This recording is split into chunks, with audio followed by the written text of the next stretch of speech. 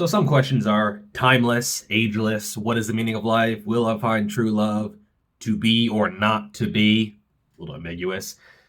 Why are Jeffrey Verity Schofield's arms so damn big? Right? Like the big ones, the big questions of life.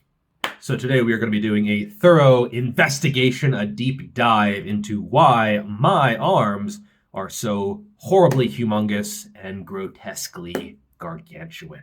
Now, the first culprit is going to be training effort. Now, I know I've talked about this before, and I'm going to keep talking about it because it is very, very important. I'll put some training footage up alongside this from a recent arm bro day, and you could see near the end of the sets, on pretty much every single set, every single exercise, there is a dramatic and drastic and noticeable slowing of the reps. If you're not getting this, you're not near failure, and you're probably not getting as much as you could from your sets.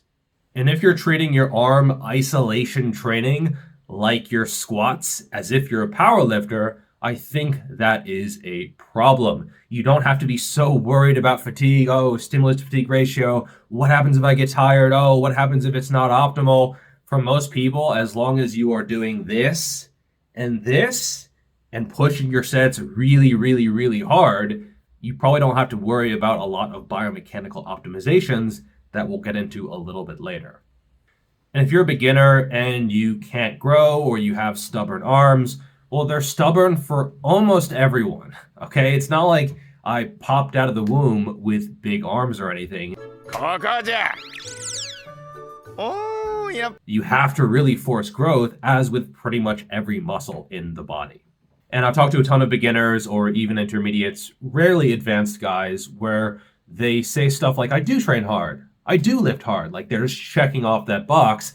But the reality is you have to constantly be working to improve this skill, because it is a skill. It is something that you can and should be improving over time. I look at sets from 5 years ago, even just 2 years ago, or even just 1 year ago, where I'm like, okay, I would have done things a little bit differently. I would have pushed a little bit harder, or I would have changed the set, not even going into technique, just I would have pushed harder knowing what I know now.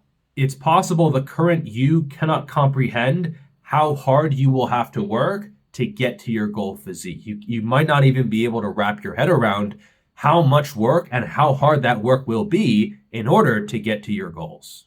And yes, maybe there are a few people out there who can develop a level of effort so high that they actually have to lower it.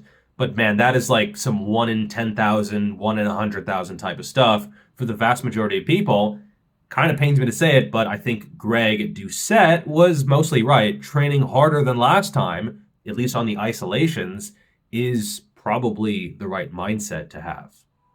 Next would be my training split. I wouldn't say this is a big one. For the past 3 or 4 years, I've had the same split. Day 1, legs. Day 2, chest and back. Day 3, arms and shoulders and some sort of isolation stuff. I like this split. Unlike an upper-lower, I have 1 day for just all the isolations. People say, oh, how do you recover from 6 days a week? Well, it's like the same volume as a typical upper-lower. I'm just taking the isolation from the upper and moving it back a day. So for me, I've never really had troubles recovering. If I need to take a day off, I take a day off, and I kind of go by feel here. But how many people have 2 arm and shoulder days per week for 3-4 years? Not very many. And I'm also not a competitive bodybuilder, and so even if my arms are a strong point, well, I can kind of just build whatever kind of physique I want because I am the judges. You can do whatever the fuck you want to do. So even if my arms are already a strong point, I kind of still want them bigger. Now, I have been asked, oh, could you get the same results through a different split? And I think the answer is mostly yes. I haven't really A/B tested it, at least over the past few years. I think probably the answer is yes on a push-pull legs, on an upper-lower, on a full body. But it is tougher to have as much mental effort as is needed to push the sets this hard after you've done a bunch of chest work or a bunch of back work or legs or something like that, or all of the above when it comes to full body. Now, you could put arms before legs. I actually like that. I think that's a pretty decent split. But if you're doing pushing or pulling, it doesn't really make sense to have arms before that. And so they kind of have to go after. And I think for a lot of people, it is tough to develop and maintain the requisite level of effort. So I don't think a bro day is necessary, but I also think it's absolutely worth trying. If you're a beginner, it's probably not worth dedicating an entire day of your limited mental energy or schedule to an arm and shoulder day. Probably something more like full body 3 times a week or upper lower makes more sense. But man, if you're an intermediate and you want to grow your arms and they're kind of lagging or they're a little bit stubborn, yeah, I think dedicating 1 day or perhaps even 2 days to arms and shoulders, if you have those days available, is a very reasonable strategy. And when people dismiss arm days, the first thing I do is I look at their arms. And if they have big arms, I think, all right, well, worked for you. And if they have small arms, I kind of chuckle to myself a little bit. Another thing is I think my technique has improved quite a bit. Now, a lot of people hear technique improved quite a bit, and they think, oh, he must have gotten stricter. On some movements, I have gotten stricter. On other movements, I've actually gotten a lot sloppier. I made them extra sloppy for you. I know how you kids like them sloppy. I've put a lot more oomph into the movements and gone beyond failure. My hammer curls, particularly for seated dumbbell, but also standing dumbbell, I'll get some momentum involved. I'll get some slop involved as long as I feel like it's safe. And generally the hammer position is very, very safe. I've never ever seen someone tear a biceps with a hammer grip. Usually it's like the stretchy underhand stuff with the very lengthened position. But with a hammer curl, yeah, like get some slop in there. As long as you feel like you're safe and you're controlling the eccentric at least a little bit. And by the way, controlling the eccentric, that doesn't mean you have to go really slowly. As long as you're trying to resist, that is enough control. You see some people where they're not even like, there's no attempt to even control the eccentric. That's where I just, what are you doing, bro? You're probably not getting very much out of that. You're kind of just moving around in space. Like you're practicing to beat Usain Bolt in the sprint without using your legs. Good luck, bro. But yeah, using enough control is the way to go. And this is where you're still overloading the concentric because there's still a high degree of effort from the muscle groups you're trying to target. But then you're also overloading the eccentric as well. Whereas if you use super strict form, especially on contraction-focused movements, you're really only stressing the muscle at a tiny little part of the range of motion. And I think you are kind of wasting your time for the most part. You'll grow as a beginner. You'll grow if you're on anabolics. But I think if you want to get big, natty arms, you got to use a little bit of oomph on some movements. Now, in other ones, I've kind of cleaned things up a bit. I used to go super heavy on the cable overhead extensions where I'm like really flinging away. And I still maybe do that occasionally, but I at least start the set stricter and like with a little bit more range of motion and a little bit more control and not, driving forward with the hips and the torso.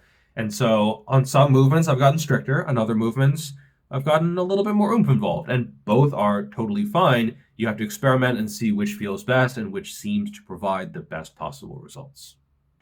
By the way, this video is sponsored by Boostcamp. So if you want to put mass on that ass as well as other places on your body, including the arms, check out Boostcamp. It's the best way to track your training over time, which is super, super important. When I see people who are not tracking their training, I think that's a big mistake. You want to be able to have that record, that training log, so you can look back and see, hey, is this working? Is this not working? Where do I go from here? Plus, it gives you access to some of the best programs out there, most of which are free. I have a ton of programs up there. You can check them out. If you're not really sure what to do, you don't know where to get started, hop on a fixed plan and then assess over time. Oh, and you can use code GVS for 2 weeks of Le Premium. If you want to check that out, I will leave a link in the description. Check it out. All right, now we're going to go through my training log and tell you exactly what exercises I actually did in order to build up my arms. Not what might work in theory, not some study, what I actually did. I do think that brachialis work in the form of hammer curls, both with a cable, with dumbbells, has been very, very useful, as well as overhead, long head of the triceps work. And these areas are often overlooked. And they don't just add size to your arm, they add detail and definition, and they give you a look to the arm that is hard to replicate if you don't have these areas developed. Now, in terms of curls, I would say the incline dumbbell curl, both 60 degrees, a little bit more upright, and 45 degrees, a little bit more tilted over, have been kind of my number one go-to variation. Very, very stable. Not as much of a stretch, but I've had tendonitis issues, as is very common with people trying to get big arms. And so I find that just because there's not as much tension in that fully lengthened position, I don't really see that necessarily as being a negative. So that would be my number one variation that I attribute most of my biceps growth to. Of course, the aforementioned hammer curls, both cable and dumbbell, some crossbody, some both at the same time, standing, seated, all good. I've done all of those. I track them a little bit separately. I would say also preacher curls. I haven't had access to a bench. I've been doing them recently over the past, 6 months on a hip thrust, which looks a little bit ridiculous. You kind of have to sit sumo style to straddle the bench. I do like those. And then occasionally spider curls, alternating dumbbell curls, and reverse grip curls. But I would say it's mostly been incline dumbbell curls and then hammer curl variations with occasional forays into preacher curls. And for the 45-degree variation, I've done 60 pounds for 5. And so when people are like, he's weak, oh, he's strength and size, oh.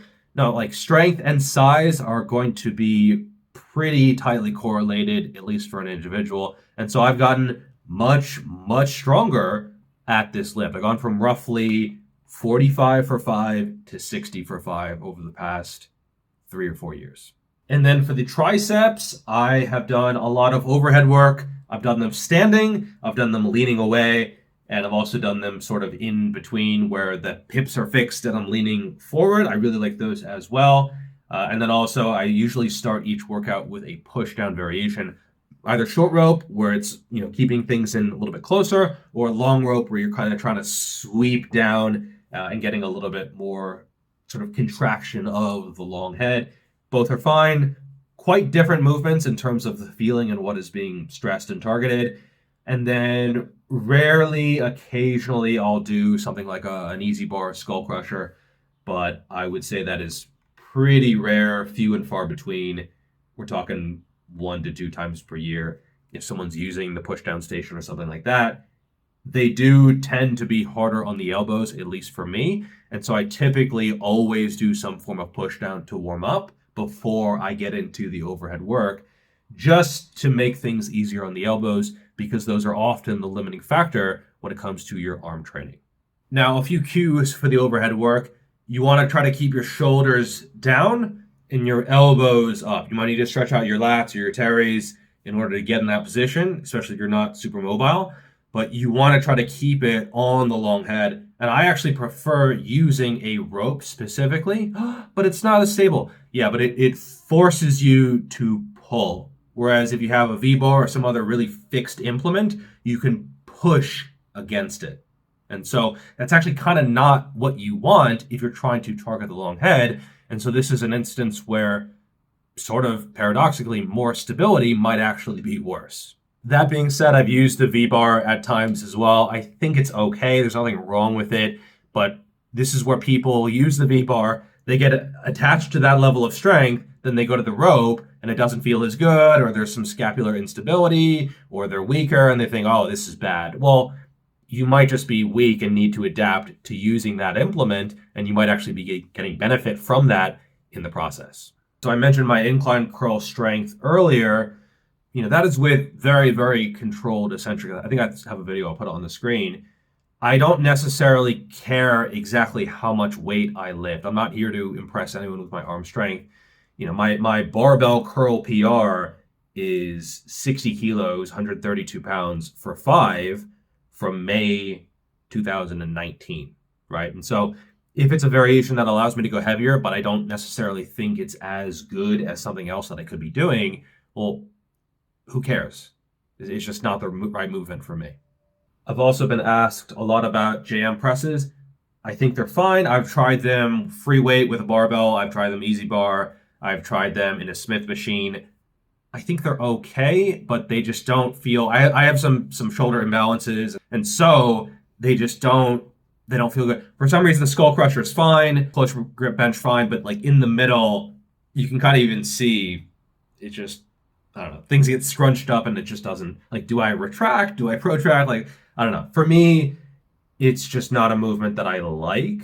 I've given them a chance several times, and that's totally fine. Like, something can be biomechanically optimal on paper, but if you've tried it many times and it just doesn't suit you, then there's nothing wrong with not doing it, right? I mean, you can clearly still get results. If someone based with bodybuilding really, really likes it and has gotten good results from it, that's totally fine as well. I think it's an option. I think it's worth trying, but that doesn't mean it's right for everyone. In terms of volume, there's this idea that a compound counts for half a set.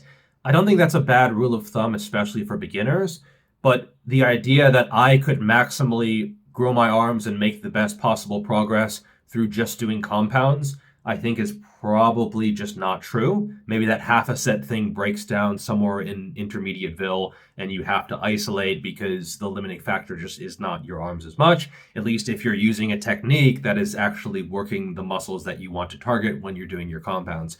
If you're doing bench presses and you're like, yeah, triceps, you're probably not getting as much possible chest out of the movement, and so you might as well do your compounds to work your mostly torso musculature and then isolate the arms. Hypothetically, how many sets of chin-ups would I have to do to grow my biceps? It's possible that it's just impossible. To infinity. Infinity. Next, genetics. Yes, they are a thing. They influence pretty much anything we do in life to a certain extent. However, I also think that if you had looked back at me 5, 6, 7, 8 years ago, or even at the start of my lifting journey, very few people would have looked at my arms and been like, bro, like you've got a gift, my friend. There are some people who they do have that gift. You look at Phil Heath before he lifted weights and you're like, okay, well, that's what the fuck is that? What the fuck is attached to your shoulder, bro? How much do you bet? Oh, you don't lift weight. You don't lift. Huh. Maybe you should. But I wouldn't say that I'm at like a freak level of genetics, right? Clearly above average overall, and then certainly above average with regards to arm growth potential, but I'm not like a 1 in a million type of situation. So shout out to mom and dad for making all of this possible. So yeah, bro days, effort, technique, exercise selection, and then genetics as well on top of that. I would say those are the biggest factors that help me get the arms that are attached to my body. Thank you so much for watching. Check out my books if you want to know full details on proper programming practices, if you want to get the most out of your time in the gym and the most out of your body. Thanks so much for watching, and I will see you in the next video. Peace.